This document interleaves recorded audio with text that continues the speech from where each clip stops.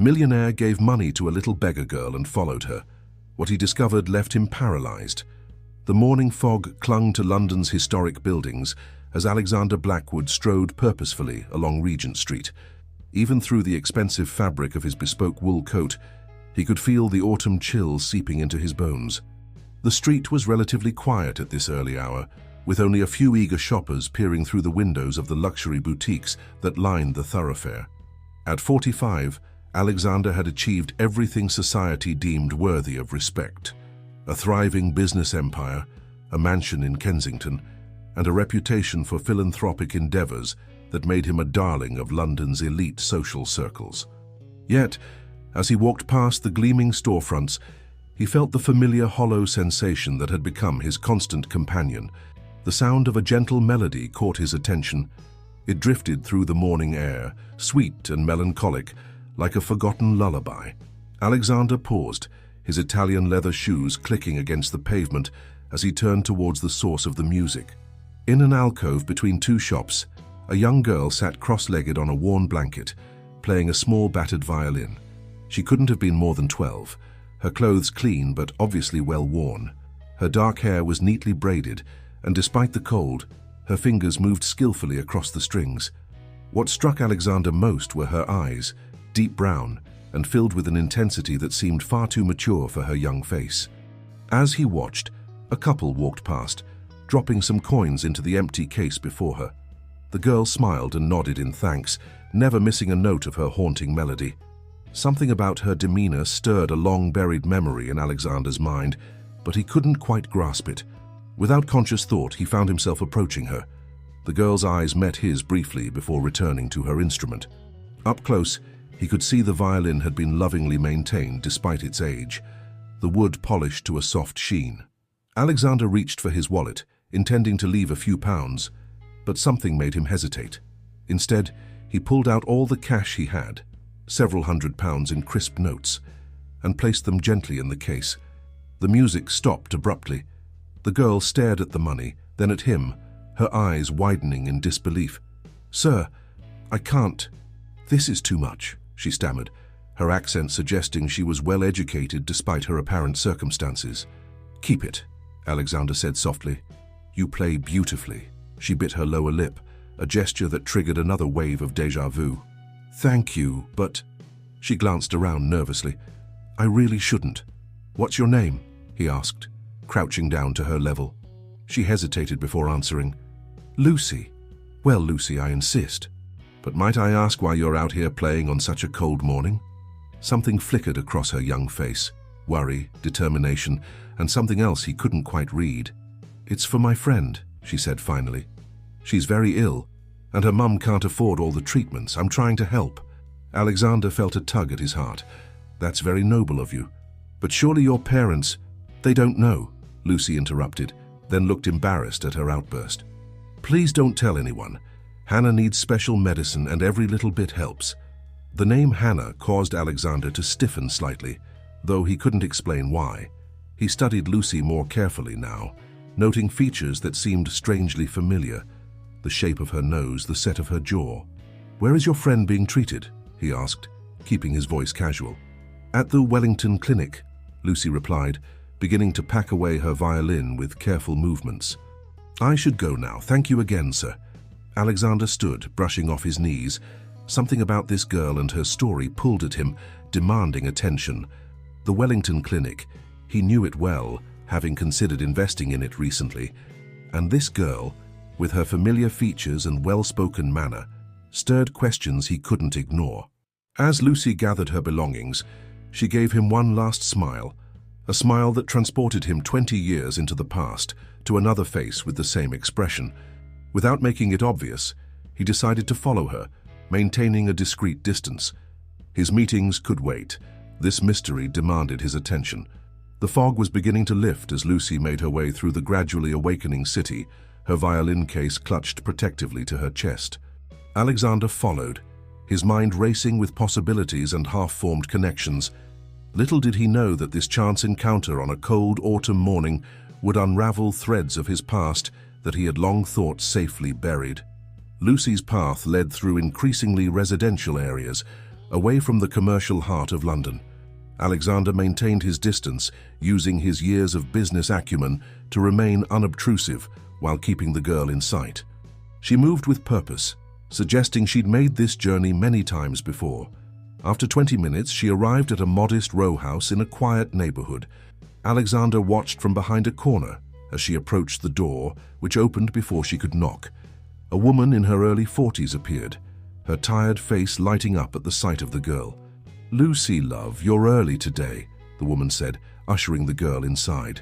Alexander's breath caught in his throat. That voice. He knew that voice. Margaret Thompson. The last time he'd heard it was at a charity gala 15 years ago, before everything had changed. She looked different now, worn down by worry and time, but unmistakably the same woman who had once been part of his social circle. He waited several minutes, wrestling with his next move. Finally, his curiosity won out. Straightening his tie, he approached the house and pressed the doorbell. Margaret opened the door, her welcoming expression freezing when she recognized him. "Alexander Blackwood," she whispered, color draining from her face. "After all these years..." "Hello, Margaret," he said softly. "I believe we need to talk." She glanced over her shoulder before stepping outside, pulling the door nearly closed behind her. "How did you find me?" "I followed Lucy," he admitted. "She was playing violin in the city." "Margaret, what's going on? Why is she collecting money on the street?" Margaret's face tightened. "That girl, I've told her not to, but she's determined to help." She paused, conflict evident in her expression. "You'd better come in. There's much you need to know." The interior of the house was modest but well maintained, with photos lining the walls and comfortable, if worn, furniture. In the living room, Lucy sat with another girl about her age, who was wrapped in a blanket despite the heating being on. The second girl was pale, her bright eyes standing out against her wan complexion. "Hannah, dear," Margaret said, "would you mind if Lucy helped me in the kitchen for a moment? Mr. Blackwood and I need to speak privately." The girls exchanged curious looks but complied, Lucy squeezing her friend's hand before following Margaret. Alexander found himself alone with Hannah, whose steady gaze reminded him painfully of someone from his past. "You're Lucy's friend," he said, taking a seat across from her. Hannah nodded. "She's the best friend anyone could have. Even though everyone tells her not to worry about helping with the medical bills, she won't stop trying." "Medical bills?" Alexander prompted gently.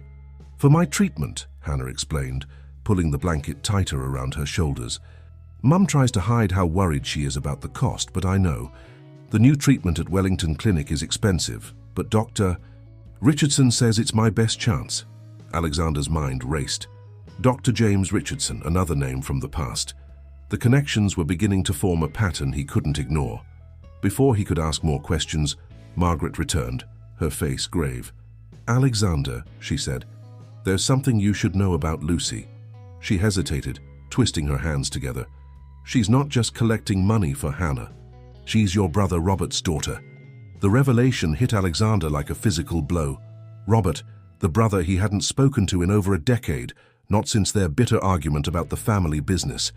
He'd heard Robert had married and moved away, but he deliberately avoided learning more, nursing his anger and sense of betrayal. "Does she know?" he asked, his voice hoarse. Margaret shook her head. "Robert and Sarah never told her about you. They're struggling, Alexander. Robert's business failed last year, and with everything happening with Hannah's treatment, and you? How are you involved in all this?" "Hannah's father was your old colleague, Charles Wilson. Before he left for America, he made me promise to look after them if anything happened. When Hannah became ill, I couldn't turn my back on them. Lucy and Hannah met at school, became inseparable. When Lucy discovered the financial situation..." A sharp knock at the door interrupted them. Margaret tensed, glancing at her watch. "That'll be Richard Kensington. He's Hannah's godfather, and he's been helping with the medical expenses." Alexander felt his jaw clench. Richard Kensington, his most fierce business rival, the man who'd nearly destroyed his company 5 years ago. The situation was becoming more complex by the minute. Layers of past relationships and current needs interweaving in ways he never could have imagined. As Margaret went to answer the door, Alexander stood by the window, watching the autumn leaves scatter across the small garden. The sound of Hannah's gentle breathing and the distant murmur of Lucy's voice from the kitchen filled him with a strange mixture of regret and possibility. In just a few hours, his carefully ordered world had been turned upside down, forcing him to confront the past he'd tried so hard to forget. Richard Kensington's imposing figure filled the doorway, his expensive suit and commanding presence a stark contrast to the modest surroundings. His eyes narrowed when they fell on Alexander, surprise quickly masked by practiced neutrality. "Blackwood," he said coolly, stepping into the room. "This is unexpected." "Kensington," Alexander replied, matching his tone. The air crackled with tension born of years of corporate rivalry. Margaret looked between them anxiously. "Perhaps we should all sit down," she suggested, gesturing to the living room. "Hannah, sweetheart, why don't you and Lucy go upstairs for a bit?" The girls reluctantly retreated, Lucy casting curious glances over her shoulder. Once they were gone, Richard turned to Margaret. "I've spoken with Dr. Richardson. The new treatment protocol is ready, but..." He hesitated, glancing at Alexander. "Whatever you have to say can be said in front of me," Alexander stated firmly. "I'm involved now, whether you like it or not." Richard's jaw tightened. "Very well. The treatment is experimental. The clinic's board is hesitant to proceed without additional funding for their research program. They're suggesting a delay of several months." "Months?" Margaret sank into a chair, her face pale. "Hannah can't wait that long. The doctors said timing was crucial." Alexander studied Richard's face carefully. "There's more, isn't there?" Richard ran a hand through his silver-streaked hair. "The clinic's facing scrutiny from medical authorities, questions about their pricing structure, their research protocols. Nothing concrete yet, but enough to make the board nervous." "The Wellington Clinic has always had an impeccable reputation," Alexander mused. "I almost invested in them last year, but something in their financials gave me pause." "Yes, well, some of us did invest," Richard said sharply. "I've put significant resources into their research department, specifically because of Hannah's case." Alexander leaned forward. "Show me the numbers, all of them. This isn't one of your hostile takeovers, Blackwood. This is about a child's health. Precisely why we need to understand exactly what's happening at that clinic." Margaret stood suddenly. "Stop it, both of you. This isn't about your business rivalry. This is about Hannah and Lucy and..." She looked at Alexander meaningfully. "Family." The word hung in the air between them. Richard's expression shifted slightly. "Family. Lucy is my niece," Alexander said quietly. "I just found out today. She's been collecting money on the streets to help with Hannah's treatment." Richard sat back, reassessing the situation. "Robert's daughter? The one who..." He caught himself, glancing at Margaret. "Yes," she confirmed. "And before either of you suggests it, no one is telling Lucy or Hannah about any of this yet. They're dealing with enough." A comfortable silence filled the room as Lucy's violin music drifted down from upstairs, a gentle melody that seemed to ease the tension. Alexander found himself remembering other music from long ago, when family meant something simpler. "The clinic needs £2 million to fast-track the research program," Richard finally said. "I can manage half, but with the current market conditions..." "I'll provide the other half," Alexander interrupted. "But I want full access to their books, their research protocols, everything." "They won't agree to that level of scrutiny." "Then perhaps they should be scrutinized." Alexander stood, pacing the small room. "A reputable medical facility shouldn't fear transparency. What are they hiding, Richard?" "Nothing illegal," Richard defended, but there was a flicker of uncertainty in his eyes. "They're just protective of their research." "Both of you, listen," Margaret interjected. "I appreciate what you're trying to do, but this needs to be handled carefully. Hannah's treatment can't be interrupted. And Lucy, she's already carrying too much on her young shoulders." Alexander walked to the window, watching as autumn leaves danced across the garden. The situation was more complex than he'd imagined this morning when he'd first heard Lucy's violin. Now he was entangled in a web of family obligations, medical ethics, and corporate intrigue. "Oh, we need to work together on this," he said finally, turning back to face Richard. "Whatever our past differences, we have to put them aside. For Hannah's sake. For Lucy's." Richard stood, straightening his suit jacket. "I have a meeting with the clinic's board tomorrow morning. Come with me. See for yourself what we're dealing with." "I'll be there," Alexander agreed. "And Richard, thank you for looking after them all this time." A ghost of a smile crossed Richard's face. "They're family, Blackwood. Some things are more important than business." As if to underscore his words, another melody began upstairs, this time with Hannah's clear voice joining Lucy's violin, their harmony floating down to the adults below.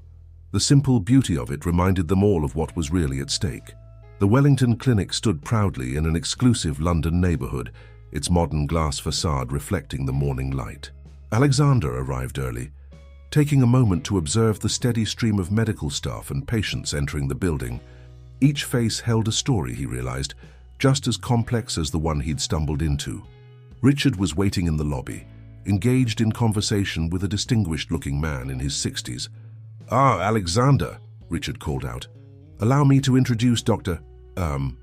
James Richardson, Hannah's specialist and the clinic's research director." Alexander shook the doctor's hand, noting the slight tremor in the older man's grip. "Dr. Richardson, we met briefly at the Medical Innovation Gala last year, I believe." "Indeed we did," Richardson replied, his manner formal but warm. "Though I wish we were meeting again under better circumstances. Shall we go up to my office?" The executive floor was a stark contrast to the clinical spaces below, all rich wood paneling and plush carpets. Richardson's office offered a panoramic view of London, the city sprawling beneath them like a vast chessboard. "Gentlemen," Richardson began, settling behind his desk, "I understand you have concerns about Hannah's treatment schedule." "Concerns?" Richard leaned forward. "You told me the treatment would begin immediately. Now you're talking about months of delays." Richardson spread his hands apologetically. "Research protocols must be followed. Our board is particularly careful about experimental treatments." "What exactly makes this treatment experimental?" Alexander asked, his business instincts alert to the doctor's careful phrasing. "The combination of therapies we're proposing is unique," Richardson explained. "Promising results in preliminary trials, but we need more data before proceeding with full implementation." Alexander exchanged a glance with Richard. "And the additional funding you're requesting, £2 million. What exactly would that cover?" Richardson opened a folder on his desk, pushing forward several charts. "Research staff, equipment, pharmaceutical supplies. Standard expenses for a program of this scale." "May I?" Alexander reached for the documents, scanning them quickly. His years of experience in corporate finance made certain discrepancies immediately apparent. "These equipment costs seem unusually high." "Specialized medical equipment is expensive, Mr. Blackwood. I'm aware. I also know current market prices." Alexander tapped a particular line item. "This imaging system, you're listing it at nearly double its standard cost." Richardson's pleasant expression flickered slightly. "There are additional customization requirements." "Dr. Richardson," Richard interrupted, "I've supported this clinic for years. I need absolute transparency now. What's really going on?" The doctor was saved from responding by a knock at the door. A young woman in a lab coat entered, her face concerned. "Doctor." "Richardson, sorry to interrupt, but there's an urgent situation with one of the trial patients." "Excuse me, gentlemen." Richardson stood quickly. "We'll have to continue this later." After he left, Alexander turned to Richard. "Something's not right here. These numbers don't add up." "I know," Richard admitted. "I've had suspicions for months, but with Hannah's treatment at stake." He ran a hand through his hair in frustration. "The research itself is sound. I've seen the preliminary results, but the financial side—" "We need to look deeper," Alexander said, already pulling out his phone. "I have a contact in the Medical Research Council. Let me make some inquiries." "Carefully, Blackwood. If word gets out about potential irregularities, they could suspend all trials. Hannah can't afford that delay." Alexander nodded, understanding the delicate balance they needed to maintain. "What about your investment? How much exposure do you have here?" "Too much," Richard admitted grimly. "I believed in their research, put everything I had into it. If this falls apart—" A knock interrupted them. Through the glass wall, they saw Lucy standing in the corridor, still in her school uniform, clutching her violin case. Both men rose quickly, stepping out to meet her. "Lucy, what are you doing here?" Alexander asked gently. "Hannah has her checkup today," she explained. "I always come to play for the younger patients afterward. Dr. Richardson says music helps them feel better." She looked between the two men curiously. "Are you here to help Hannah too?" Richard smiled warmly. "Yes, we are. In fact, we were just discussing some new possibilities for her treatment." Lucy's face brightened. Really, that's wonderful. I've been practicing extra hard, you know. The more I play on the street, the more I can help. Alexander felt his heart constrict. This young girl, his niece, spending her mornings in the cold, believing every pound could make a difference. Meanwhile, millions were being mismanaged right here in this gleaming building. "Lucy," he said carefully, "your playing is beautiful, but you don't need to worry about the money anymore. Mr. Kensington and I are going to make sure Hannah gets everything she needs." Her brown eyes, so like his brother's, studied him intently. "Promise?" "Promise," both men said simultaneously, then looked at each other in surprise. As Lucy hurried off to find Hannah, Alexander turned to Richard. "We need to fix this, not just for Hannah, but for all the patients here. Something bigger is going on, and we need to uncover it." Richard nodded slowly. "Agreed, but we do it carefully, methodically. No typical Blackwood bulldozing. No typical Kensington politicking either," Alexander countered, but there was a hint of humor in his voice. "We work together on this." From somewhere in the building, the sound of Lucy's violin began to play, its pure notes floating through the corridors like a reminder of why they were there. Lucy arrived home that evening to find her parents waiting in the living room, her violin case feeling suddenly heavy in her hands. Her father, Robert Blackwood, sat in his worn armchair, his usually cheerful face serious. Her mother, Sarah, perched anxiously on the sofa beside him. "Margaret called," Robert said quietly. "She told us about your morning performances in the city." Lucy's heart sank. She'd been so careful to keep her street performances secret, practicing her violin at normal times so her parents wouldn't suspect anything. "I was just trying to help," she whispered. "By putting yourself at risk?" Sarah moved forward, pulling her daughter into an embrace. "Anything could have happened to you out there alone." "But it didn't," Lucy protested, pulling back. "And I made some money for Hannah's treatment. A lot, actually. This morning a man gave me hundreds of pounds." Robert's head snapped up. "A man? What man?" "He was very kind," Lucy assured them. "Tall, in an expensive coat. He listened to me play and then—" She hesitated, remembering the strange way the man had looked at her, as if trying to solve a puzzle. Sarah and Robert exchanged glances. "Lucy, love," her mother said gently, "that man was your Uncle Alexander, your father's brother." The revelation struck Lucy silent.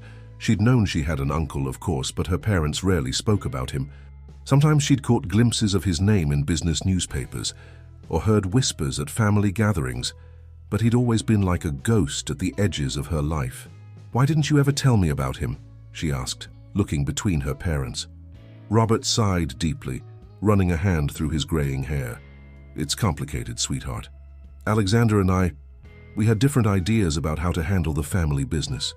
Things were said, choices were made, but he's helping Hannah now," Lucy said. "I saw him at the clinic today with Mr. Kensington. They promised they'd make sure she gets her treatment."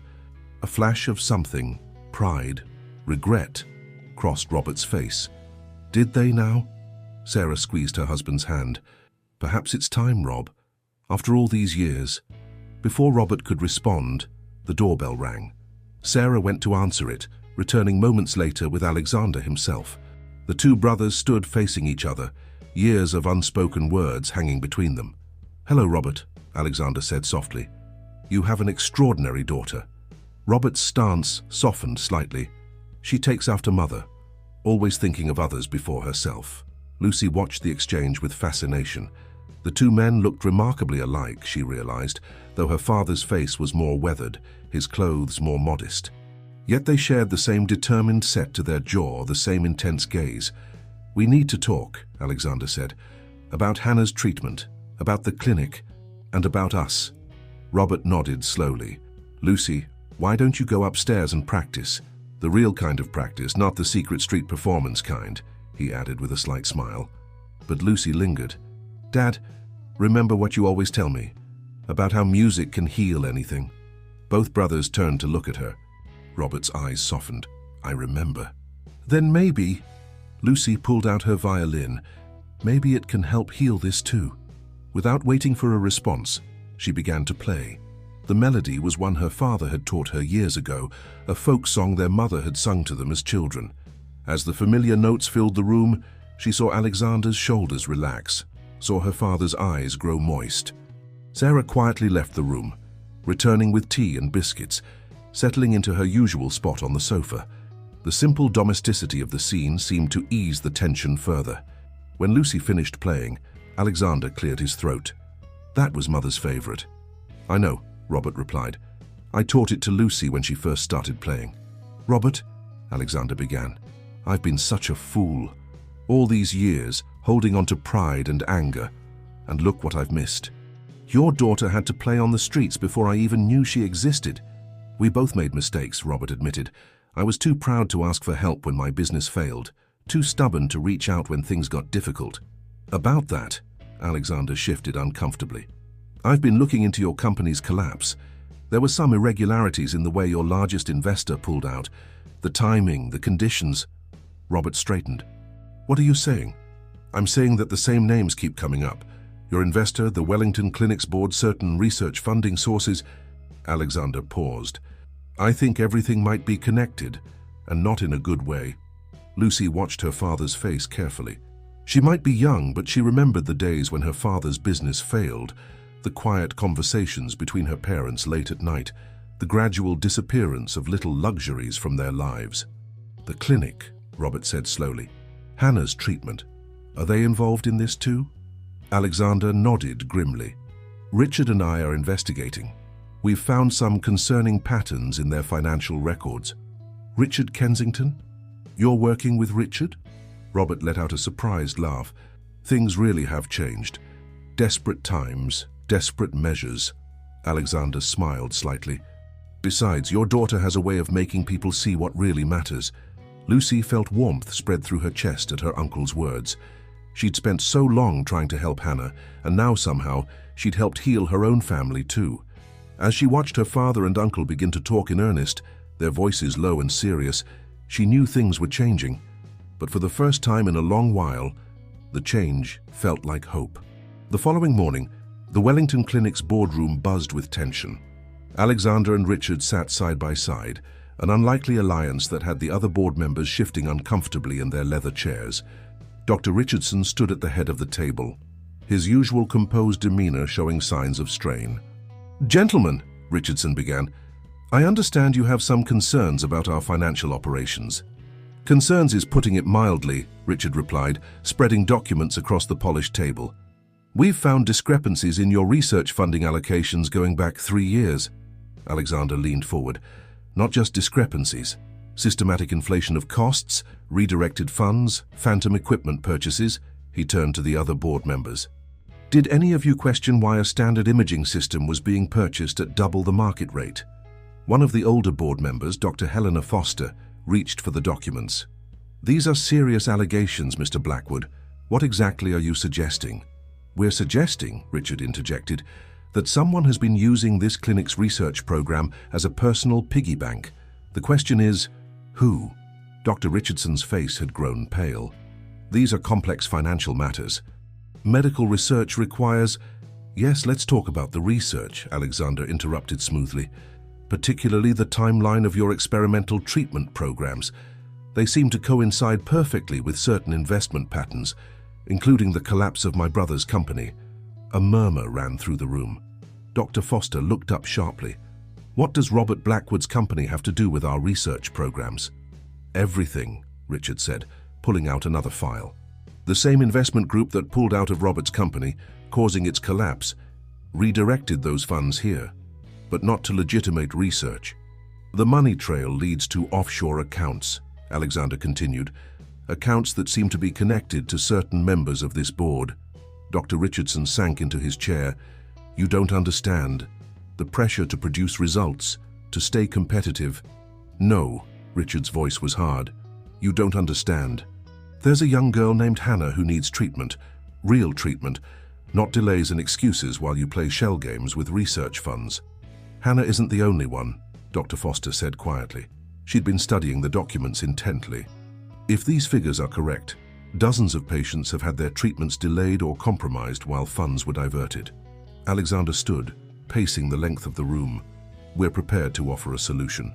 Richard and I will provide immediate funding for Hannah's treatment and similar urgent cases, but there must be changes.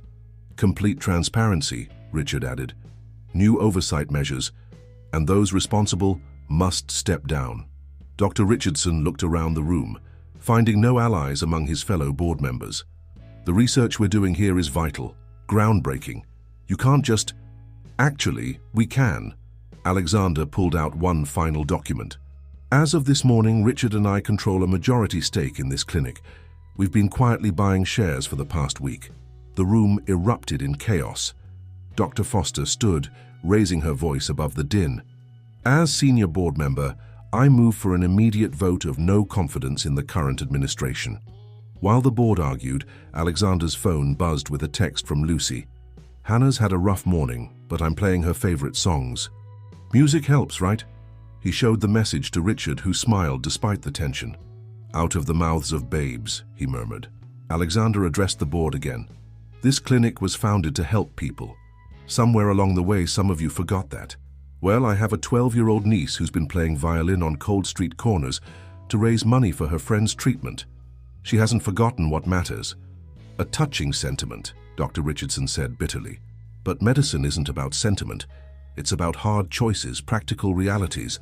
No, Richard cut in. Medicine is about healing. Everything else, the business, the research, the prestige, should serve that purpose, not the other way around. Dr. Foster nodded firmly. I second the motion for an immediate administrative change. All in favor? Hands rose around the table. Dr. Richardson slumped in defeat as Dr. Foster continued. Motion carried. Dr. Richardson, please clear your office by the end of the day. As the board filed out, Alexander turned to Richard. We should head down to Hannah's ward. Let them know the treatment can proceed immediately. Already texted Margaret, Richard smiled. She's telling them now. He paused. You know this is just the beginning, right? Cleaning up this mess, rebuilding the clinic's reputation? I know, but we'll do it right this time. Alexander checked his phone again. Lucy's organized an impromptu concert in Hannah's ward. Apparently several other young patients have brought instruments. Richard laughed. That girl of yours, she's something special. She is, Alexander agreed. She reminded me what family really means. What actually matters? He gestured at the scattered papers on the boardroom table. All this, the money, the power plays, the corporate maneuvering, it's nothing compared to the sound of her violin. Together, they headed down to the children's ward, where the strains of music already floated through the corridors, a sweet counterpoint to the clinical sounds of hospital equipment.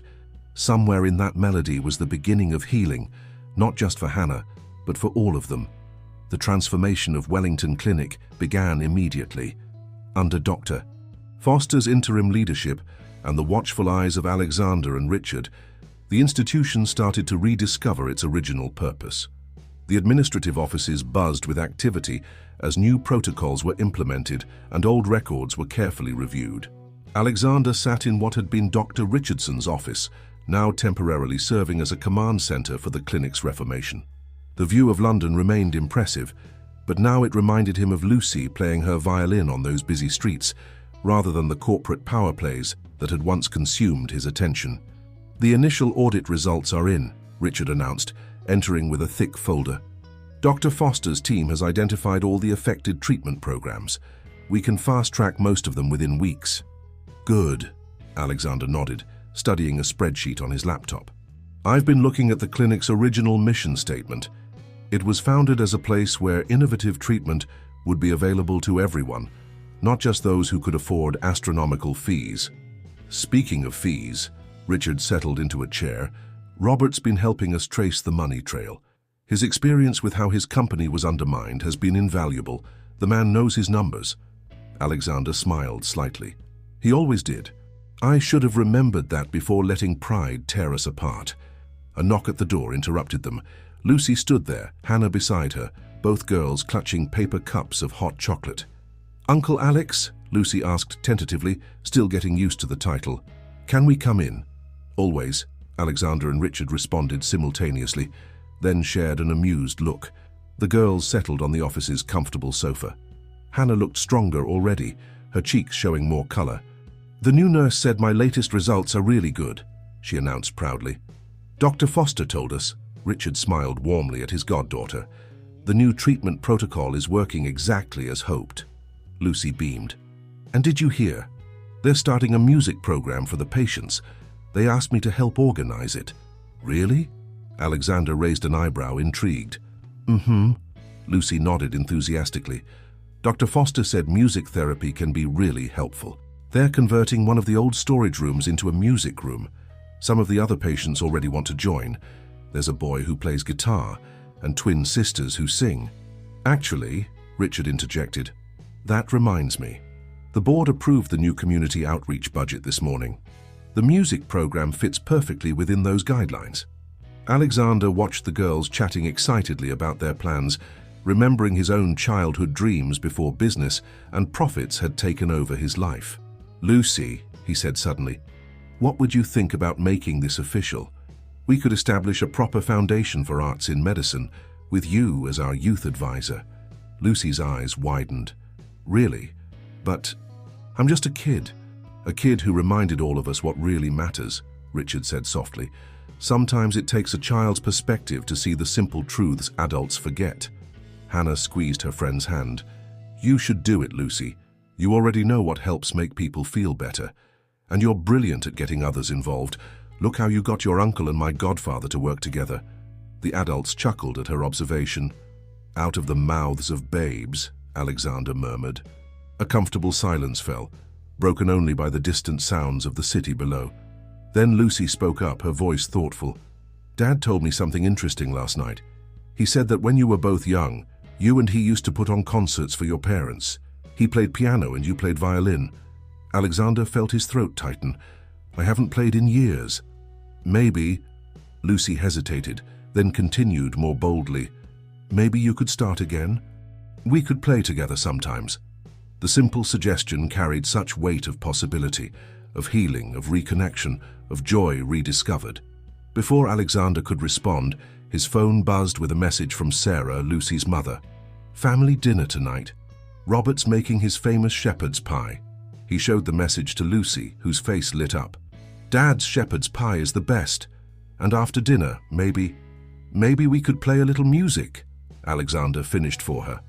I think I'd like that, though I'm terribly out of practice. That's okay, Lucy assured him. We can start with something simple, like that lullaby Dad taught me, the one grandmother used to sing. Richard stood, gathering his papers. I should leave you to your family plans.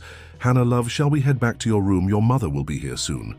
Actually, Alexander interrupted, why don't you both join us for dinner?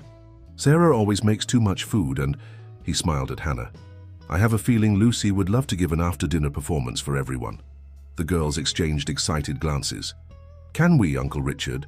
Hannah asked, using the familiar title for the first time. Richard's face softened at the endearment. Well, he pretended to consider. I suppose my schedule could be rearranged. As they left the office, Alexander paused to look out over the city once more. The autumn sun was setting, painting London in shades of gold and purple.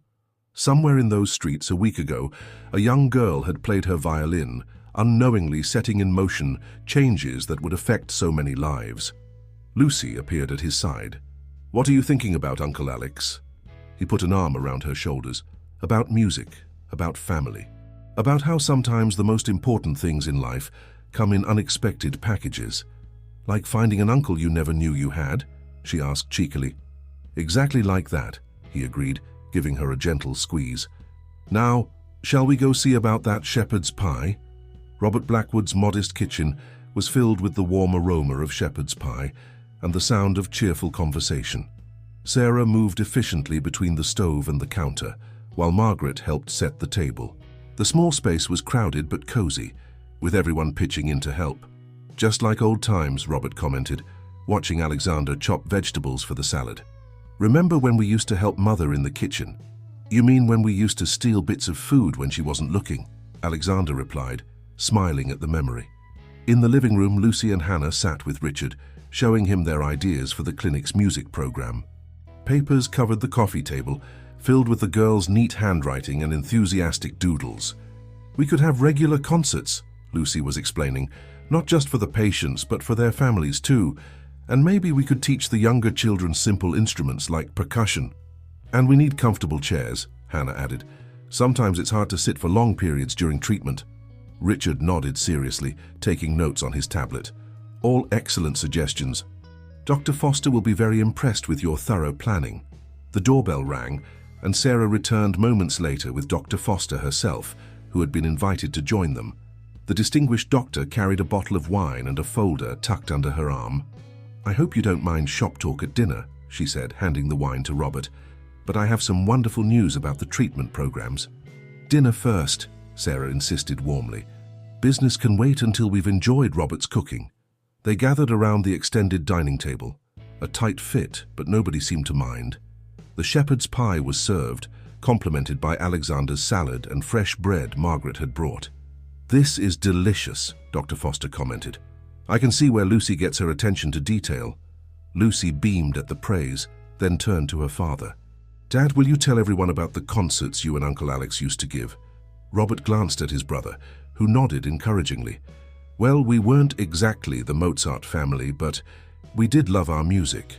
Every Sunday after dinner, we'd perform for our parents. Alexander was quite talented with the violin, though he'd never admit it." "Still have your old violin?" Richard asked Alexander. "In the attic somewhere, I imagine," Alexander replied. "Probably terribly out of tune by now." "Actually," Sarah stood and left the room, returning with a familiar leather case. "Robert kept it. He had it restored last year, though he never told you."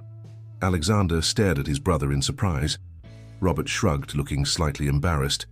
"I always hoped, well, that someday we'd sort things out. Music was always our best common ground." The conversation flowed easily after that, moving from childhood memories to current plans for the clinic. Dr. Foster shared her news. All delayed treatments would be back on schedule within the month, and a new charitable foundation would help ensure financial concerns never again interfered with patient care. "Speaking of the foundation," Richard added, "we'd like you to be on the board, Robert. Your financial expertise would be invaluable." Robert nearly choked on his wine. "Me?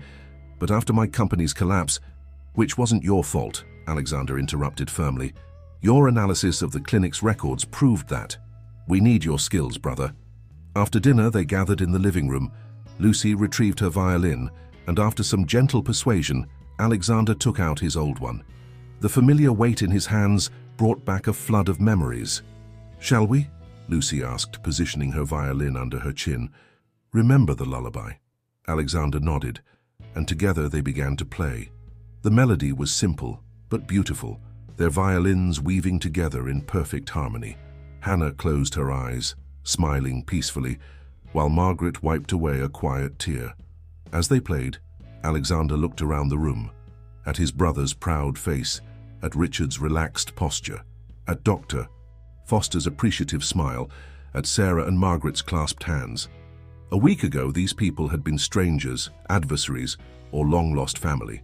Now, brought together by a child's determination and a simple violin melody, they were something else entirely. The song ended, and in the warm silence that followed, Dr. Foster spoke softly. "You know, in all my years of medicine, I've never seen anything quite as powerful as music for healing. Not just bodies, but relationships, communities. That's why the new program at the clinic is so important," Lucy said earnestly. "It's not just about entertainment. It's about bringing people together, giving them hope." Hannah nodded. "When Lucy plays during my treatments, everything feels less scary. The music makes me feel like I'm not alone." "You're not alone," Richard assured her. "None of us are, not anymore." Alexander carefully returned his violin to its case, the polished wood gleaming in the soft lamplight. "Lucy," he said thoughtfully, "remember that first morning when you were playing on Regent Street? Did you ever imagine where it would lead?" She shook her head, smiling. "I just wanted to help my friend. But look what happened.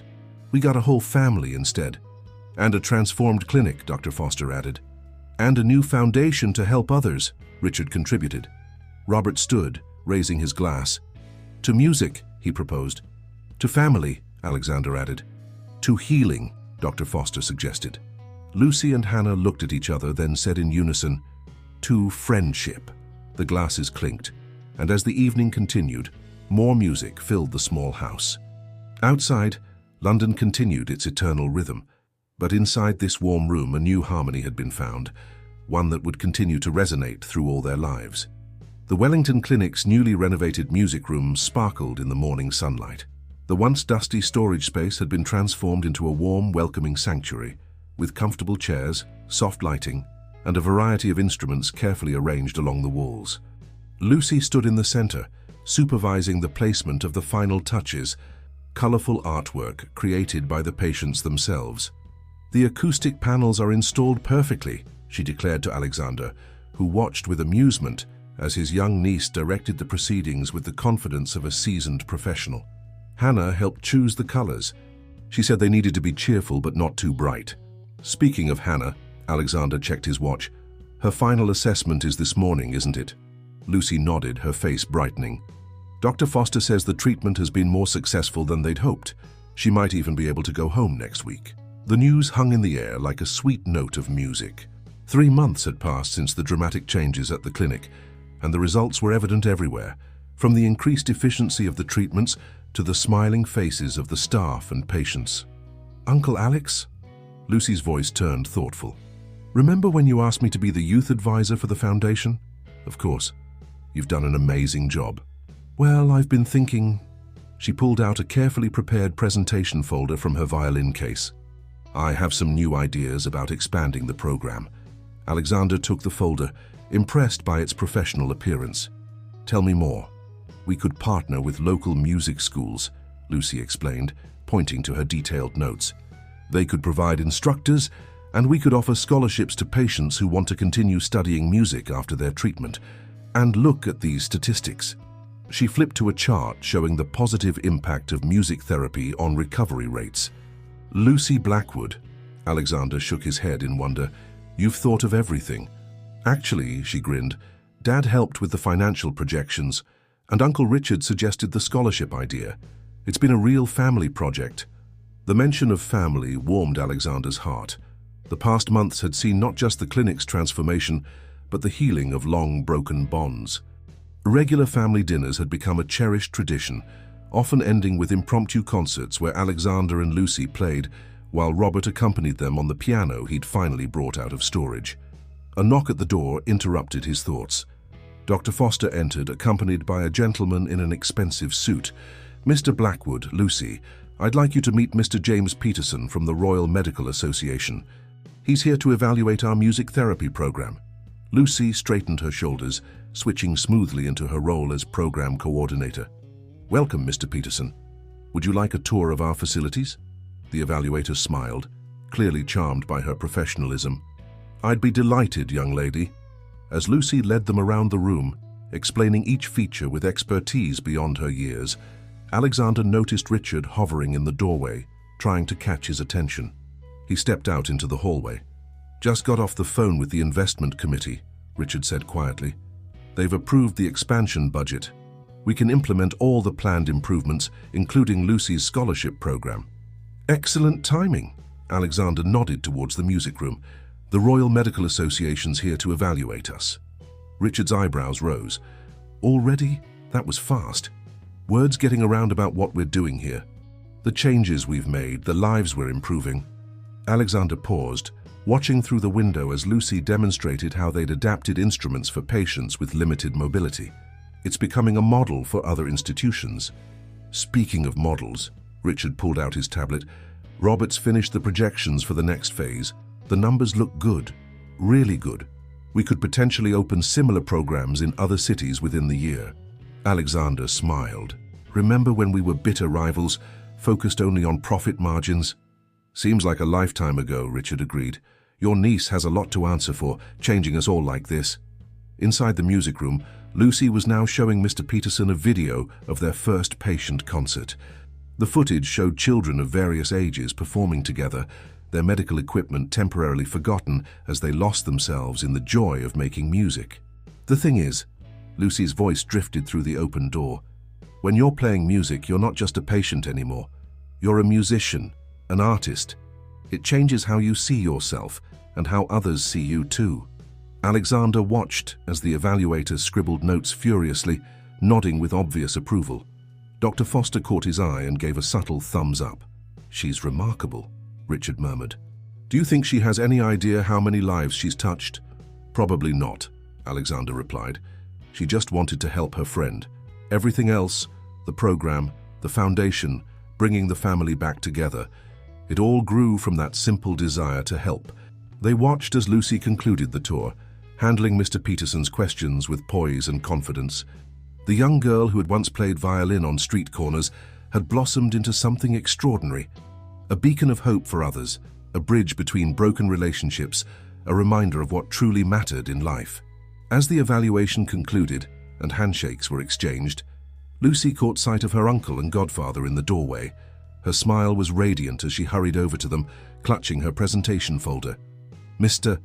Peterson wants to feature our program in their next medical journal," she announced excitedly. "He says we're revolutionizing patient care." Alexander and Richard exchanged knowing looks. "Of course he does," Richard said warmly. "You've created something special here, Lucy." "We all did," she corrected him. "Together. That's what makes it work." The Wellington Clinic's main auditorium was filled to capacity. Families, patients, staff, and distinguished guests gathered for what had become a monthly tradition, the patient concert. But tonight was special. Tonight marked 6 months since the music program's inception and Hannah's final performance before returning home. Backstage, Lucy helped Hannah adjust her headband, both girls dressed in their finest. The former storage room that had become their music sanctuary had given way to this grander venue, but the spirit remained the same. "Nervous?" Lucy asked, though she already knew the answer. Hannah's eyes were bright with excitement. "Not even a little," Hannah grinned. "We've practiced so much, and besides, when we play together, it always works out perfectly." Richard appeared in the doorway looking dapper in his evening suit. "5 minutes, girls, the audience is ready." He paused, taking in the sight of his goddaughter, healthy and glowing. "Hannah, your mother wanted me to give you these." He handed her a small bouquet of yellow roses. Hannah buried her face in the flowers, breathing in their sweet scent. "They're beautiful, but I thought we weren't doing flowers until after the performance." "These are special," Richard explained. "They're from the garden you planted together in the clinic's new healing space." The first blooms. The healing garden had been another of Lucy's inspirations, a peaceful outdoor area where patients could enjoy nature and fresh air. What had once been an unused courtyard now bloomed with carefully chosen plants and flowers, complete with comfortable seating areas and a small fountain. A gentle tap on the door announced Alexander's arrival. "Everyone decent? The camera crew from the medical journal is ready." Lucy smoothed her dress one final time. "Ready. Is Dad in position with the piano?" "Ready and waiting. He's already made Sarah cry just by practicing." The girls giggled, gathering their instruments. The piece they would perform tonight was special, a composition they had worked on together during Hannah's treatment, with Robert providing the piano accompaniment.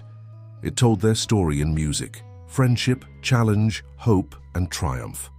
As they made their way to the stage, they passed the wall of photographs that had become known as the Journey Gallery. Images showed the clinic's transformation over the past months, the renovation of the music room, the first tentative rehearsals, the planting of the healing garden. In every photo there were smiling faces, patients finding joy despite their challenges, families drawing strength from each other, staff rediscovering their purpose. The auditorium lights dimmed as Dr. Foster stepped up to the microphone. "Good evening, everyone. 6 months ago, a young girl playing violin on a London street reminded us what medicine is truly about. Not just treating illness, but healing the whole person. Tonight, we celebrate not only the success of our music program, but the courage and creativity of all our patients." She paused, smiling at the assembled crowd. "But perhaps most importantly, we celebrate the power of friendship. The kind of friendship that inspires a child to brave cold mornings to help her friend. The kind that brings families together, bridges old rivalries, and shows us all what's possible when we work together." Alexander and Richard, sitting side by side in the front row, exchanged knowing looks. Their own unlikely friendship had become something of a legend at the clinic, former business rivals united by their goddaughter and niece's example. The curtain rose to reveal Robert at the piano, with Lucy and Hannah center stage. The girls had insisted on performing without music stands, having memorized every note of their composition. As the first notes filled the air, a hush fell over the audience. The piece began softly, with Hannah's flute introducing a gentle melody that spoke of friendship and simple joys. Lucy's violin joined in, adding layers of complexity that represented the challenges they'd faced. Robert's piano provided the foundation, steady and supportive, like the family bonds that had strengthened through their journey. As the music swelled, other young patients joined in from the sides of the stage, some with simple percussion instruments, others singing wordlessly. What had started as a duet became a symphony of hope, each performer adding their own voice to the story. In the audience, Margaret dabbed at her eyes while Sarah squeezed her hand. "Doctor."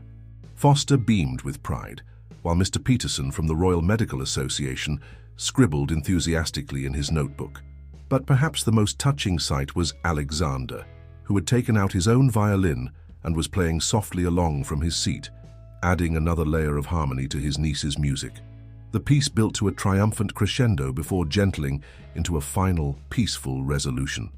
As the last notes faded away, there was a moment of perfect silence before the audience erupted in applause. Hannah and Lucy beamed at each other, their faces glowing with joy and accomplishment. Later, at the reception in the newly renovated clinic garden, Alexander found Lucy sitting by the fountain, still holding her violin case. "Quite a night," he said, settling beside her. "Quite a 6 months," she corrected, smiling. "Sometimes I can hardly believe everything that's happened since that morning on Regent Street. Any regrets?" Lucy thought for a moment, watching Hannah across the garden as she showed her mother the roses they'd grown. "Just one," she said finally. "I wish I'd known sooner that I had an uncle who played violin. Think of all the duets we missed." Alexander laughed, pulling her into a one-armed hug. "We'll just have to make up for lost time." Around them, the garden bloomed under the evening sky, its flowers and herbs filling the air with sweet fragrance.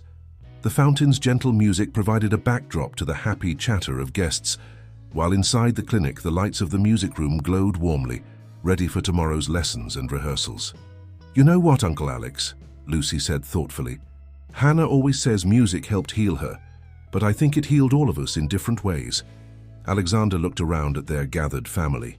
Robert and Sarah chatting with Richard, Margaret and Dr. Foster discussing future plans, the young patients and their families celebrating together.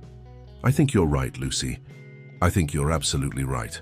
1 year to the day since Lucy had first played her violin on Regent Street, she stood in the same spot. But this time, she wasn't alone. A dozen young musicians from the Wellington Clinic's music program surrounded her, their instruments ready. The autumn morning was crisp and clear, the street already bustling with curious onlookers. "Everyone ready?" Lucy asked, looking around at her fellow performers. Hannah stood beside her with her flute, fully recovered and glowing with health. The other children, all current or former patients, nodded eagerly. Alexander watched from nearby, his own violin in hand.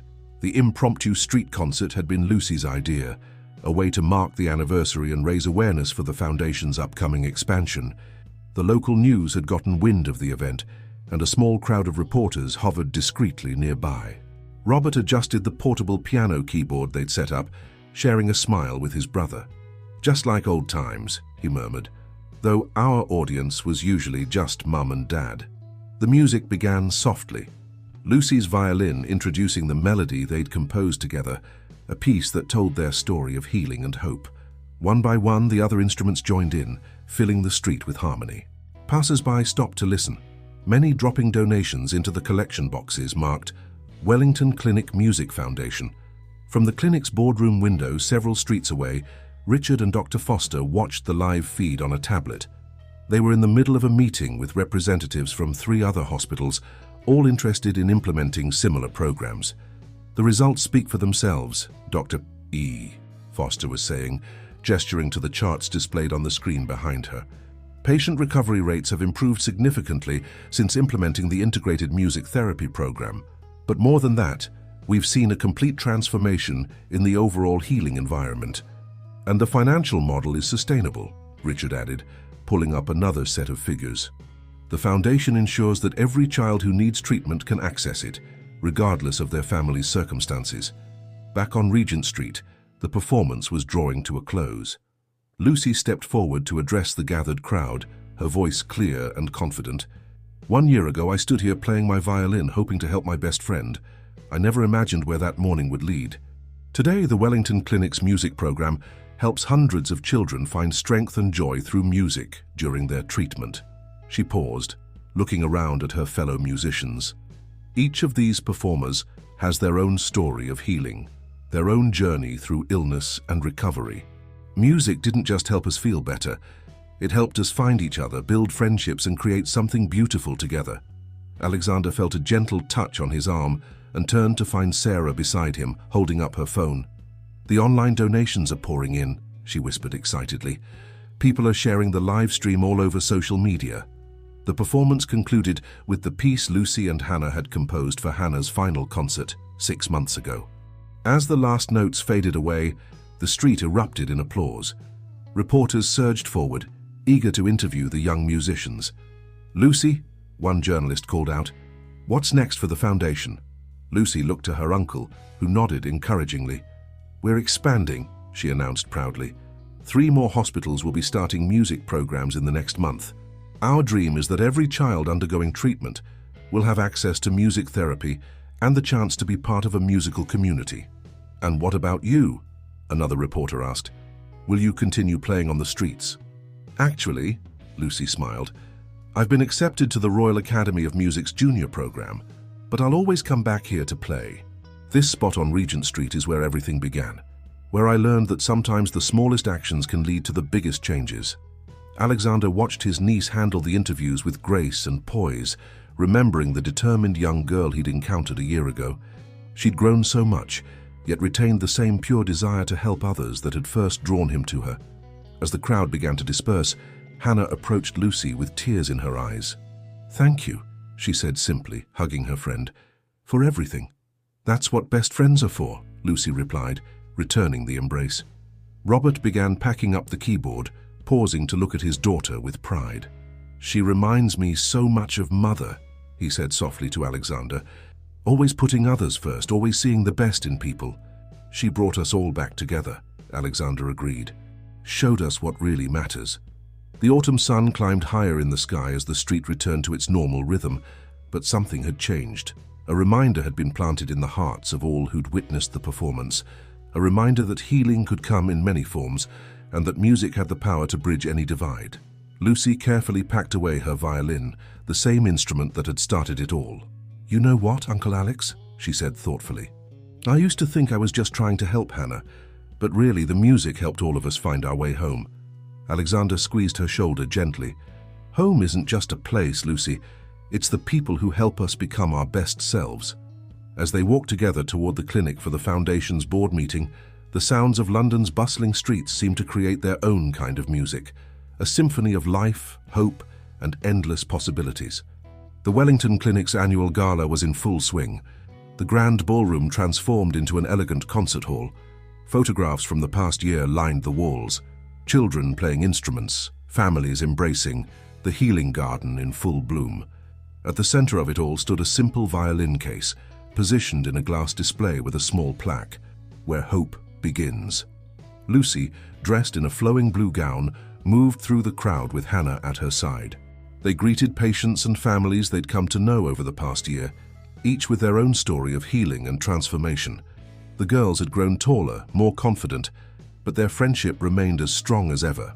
"Ladies and gentlemen," Dr. Foster's voice rang out across the room, "welcome to our celebration of music and healing. 1 year ago, our clinic began a journey that would transform not only our approach to medicine, but our understanding of what healing truly means." The lights dimmed as a screen descended from the ceiling, showing footage from that first morning on Regent Street. Lucy watched her younger self playing the violin, remembering the mix of determination and desperation she'd felt that day. What began as one child's effort to help her friend, Dr. Foster continued, has grown into a movement that's changing lives across the country. Tonight we celebrate not just the success of our music program, but the power of compassion, creativity, and community. Alexander and Richard took the stage together, their former rivalry now a testament to how much could change in a year. The Wellington Clinic Foundation is proud to announce that our music therapy program will be implemented in 10 more hospitals by the end of this year, Richard announced. But more than that, we're creating a scholarship fund to help young musicians continue their studies during and after treatment. The Lucy Blackwood Scholarship, Alexander added, smiling at his niece's surprised expression. Because every child deserves the chance to find their voice through music. Robert and Sarah beamed with pride as Lucy was called to the stage. She had prepared a speech, but looking out at the gathered faces, patients she'd played music with, families who'd become friends, the medical staff who'd embraced the power of music in healing, she spoke from her heart instead.